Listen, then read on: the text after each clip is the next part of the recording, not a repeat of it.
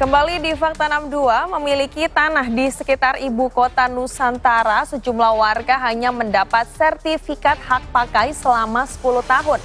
Hal ini membuat resah para pemilik lahan yang telah tinggal puluhan tahun di sana.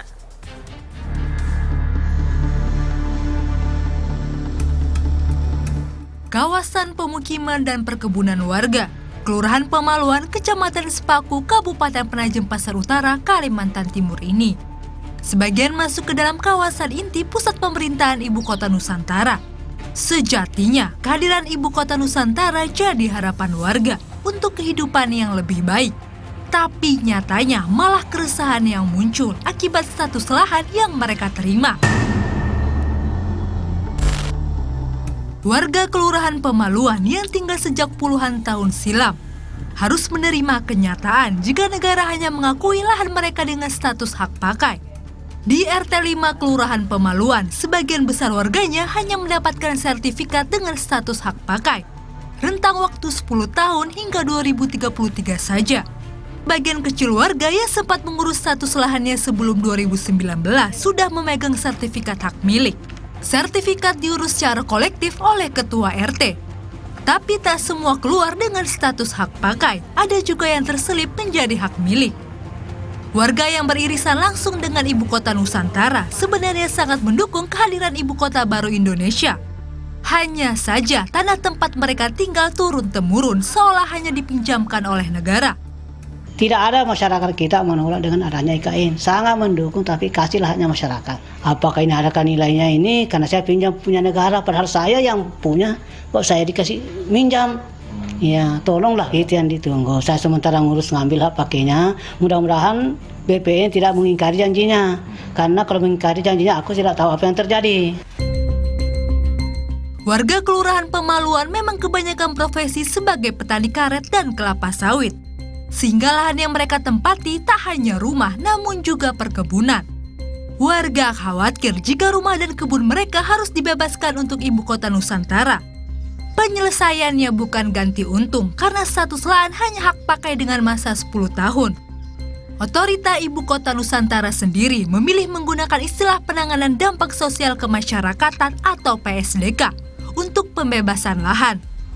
Ada dua opsi, yaitu PSDK biasa dan PSDK plus.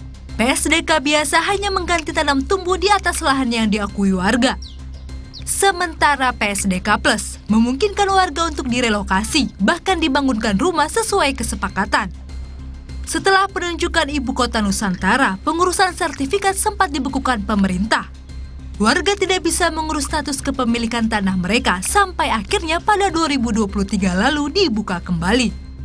Namun kebanyakan yang keluar berstatus hak pakai. Ya jelas dengan status hak pakai ini kan berbeda pengertiannya dengan hak milik. Artinya warga termasuk saya yang punya lahan di sini yang sebenarnya itu milik kami kuasai, tapi ternyata oleh negara hanya dipinjam pakaikan.